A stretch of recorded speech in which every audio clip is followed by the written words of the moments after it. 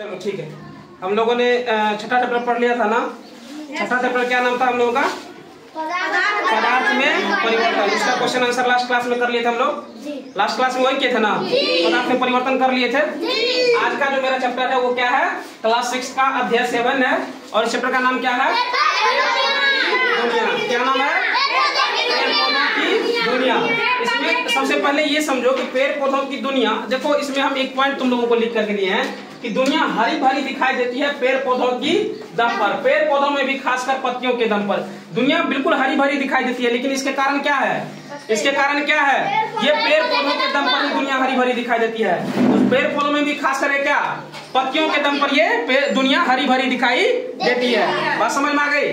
अब उसमें भी पहला पॉइंट लिखा है तना। तना यानी कि ट्रंक। ये किसको कहते हैं? तना किसको कहते हैं? तो देखो यहाँ पर हम तुमको लिखा दिया है कि पौधे का वह भाग जो भूमि के ऊपर भ्रूण के प्रांकुर से विकसित होकर पृथ्वी के गुरुत्वाकर्षण के विपरीत प्रकाश की ओर बढ़ता है, तना कहलाता है। तुम देखना, जो भ्रूण यानी कि बीज जो होता है उसमें से एक छोटा सा पौधा शुरुआत में जब बाहर निकलता है तो वो हमेशा ऊपर की ओर बढ़ता है, यानी कि गुरुत्वाकर्षण के जस्ट विपरीत काम करता है। ठीक है, प्रकाश की ओर, सूर्य के प्रकाश की ओर क्या होता है?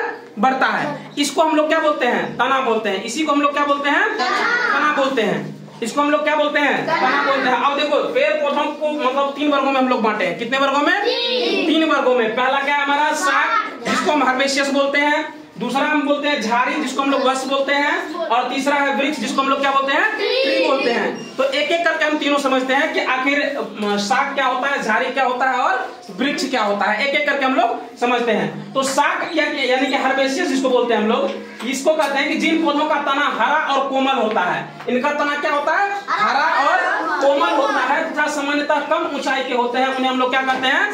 शाक कहते हैं। ये सामान्यतः कम ऊंचाई के होते हैं, बिल्कुल छोटे आकार के होते हैं, इसलिए हम इसको क्या कहते हैं? शाक कहते हैं। क्या कहते हैं? शाक कहते हैं। ठीक है, अगला है हमारा झाड़ी यानी कि बस, जिसको हम लोग बोलते हैं। जिन पौधों में शाखाएं तने के आधार से अधिक संख्या में निकलती है, इसमें क्या होता है? जो शाखाएं जो निकलती है वो तने के आधार से अधिक संख्या में निकलती है, यानी कि ज्यादा संख्या में बाहर निकलती है। ठीक है, और जिनका तना सख्त, पतला और काष्ठीय होता है।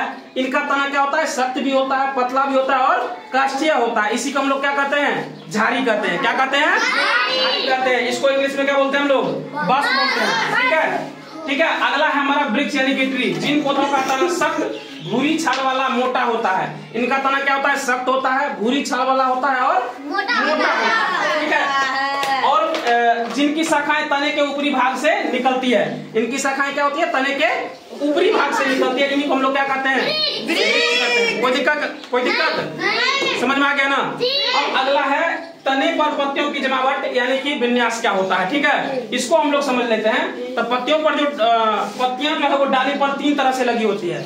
डाली पर जो पत्ती लगी होती है ना वो लगभग 3 तरह से निकलती है। ठीक है, पहला तरीका क्या है? एकल पत्ती या अकेली पत्ती कहते हैं इसको। ठीक है, और इंग्लिश में इसको सिंगल लीफ या मोनोलीफ भी बोलते हैं। ठीक है, दूसरा है हमारा जोड़ीदार जमावट, जिसको हम लोग पेयर कोगुलेशन बोलते हैं।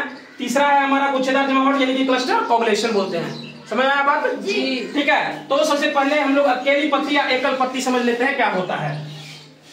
तो किसी पौधे की डाली पर एक जगह से एक ही पत्ती निकलती है, ऐसी पत्ती को अकेली पत्ती या एकल पत्ती कहेंगे।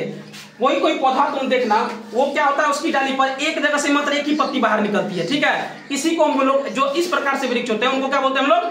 अकेली पत्ती या एकल पत्ती हम लोग बोलते हैं। समझ में आई बात जी? सर, अगला है हमारा जोड़ीदार जमावट, जिसको हम लोग पेयर्ड कोगुलेशन बोलते हैं। इसको बोलते हैं किसी पौधे में पत्तियां जोड़ी में एक दूसरे के विपरीत दिशा में निकलती है, ऐसी जमावट को जोड़ीदार जमावट कहेंगे। कोई पौधा ऐसा भी होता है जिसमें देखना कि जैसे मान लो ये पौधे हैं तो इनके एक अगर इस साइड से बाहर निकला है पत्ती, तो एक क्या होता है? इसके जस्ट विपरीत साइड से पत्ती बाहर निकलता है। समझ गए बात को? तो ऐसे पत्ती को हम लोग क्या कहते हैं? जोड़ीदार जमावट कहते हैं। क्या कहते हैं? जोड़ीदार जमावट। और इंग्लिश में इसको क्या बोलते हैं हम लोग? पेयर्ड कोगुलेशन बोलते हैं। ठीक है, अगला क्या हमारा? गुच्छेदार जमावट, जिसको हम लोग क्या बोलते हैं? क्लस्टर कोगुलेशन बोलते हैं। ठीक है, इसको क्या बोलते हैं? कुछ पौधे ऐसे होते हैं जिनमें एक ही जगह से कई सारी पत्तियां गुच्छे के रूप में निकलती है, जिसे गुच्छेदार जमावट करते हैं। इसमें क्या होता है? एक ही जगह से जो है कई सारी पत्तियां बाहर निकलती है। ठीक है, ऐसा पेड़ पौधा तुमने देखा होगा कि जिसमें क्या होगा? एक ही जगह से ढेर सारी पत्तियां बाहर निकलती है। देखा है ना? ऐसे जमावट को हम लोग क्या कहते हैं? गुच्छेदार जमावट कहते हैं। क्या कहते हैं? ऐसे जमावट को हम लोग गुच्छेदार जमावट कहते हैं। इसी को इंग्लिश में हम लोग क्या कहते हैं? क्लस्टर कोगुलेशन बोलते हैं। ठीक है, तो ये हमारा मतलब अध्याय 7 का ये पहला क्लास था। अगले क्लास में हम लोग कोशिश करेंगे इसको खत्म करने का। ठीक है, तो आज के लिए इतना ही।